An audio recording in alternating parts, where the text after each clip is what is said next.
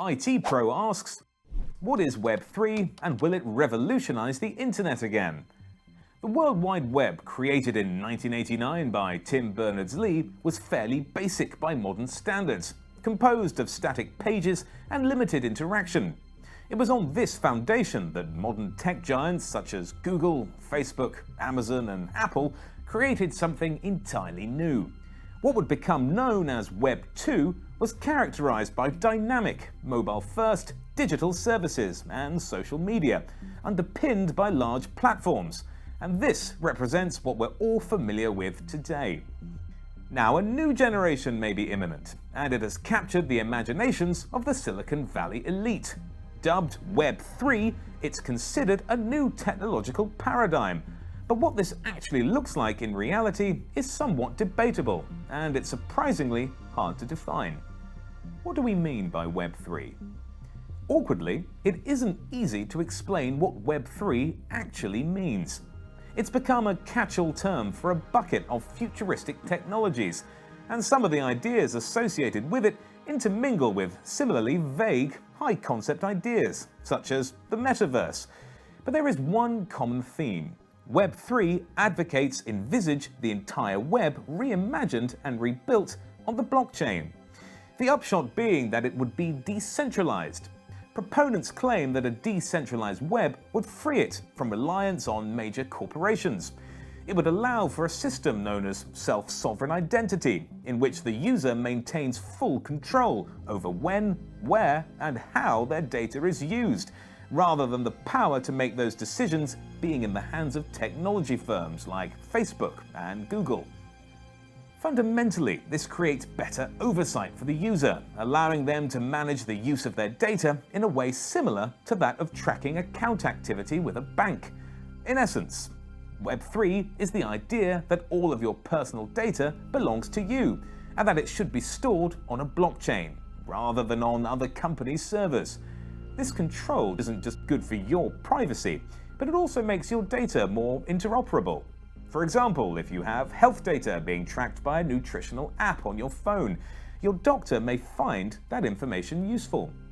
By controlling the flow of your own data, you would be able to share that information freely by simply granting your doctor access to the records. The hope is that this will go beyond simple data sharing. Applications may become far smarter than is currently possible, and they can be given access to a broad spectrum of information. If you don't like how the app is using that access, you can cut it off. The health industry is likely to be where we'll see the first instances of Web 3 in action, and the NHS in the UK is already working on creating blockchain-based electronic health records that are interoperable with other systems. Is Web 3 really as revolutionary as it's claimed to be? Even though Web 3 is currently little more than ideas scribbled on a whiteboard, the principles behind it and proposals about how it might work have already proved hugely controversial, and not everyone is a fan. Molly White, a software developer and creator of Web 3, is going just great, a website that catalogs negative stories about tools that fall under the Web 3 umbrella, has described Web 3 as a grift. She claims Web 3 is just an extension of the craze around cryptocurrencies and NFTs, designed to generate hype and create a lucrative market for early adapters that will ultimately collapse. Many have criticized the main premise of Web 3, arguing the idea that it's a decentralizing force is flawed.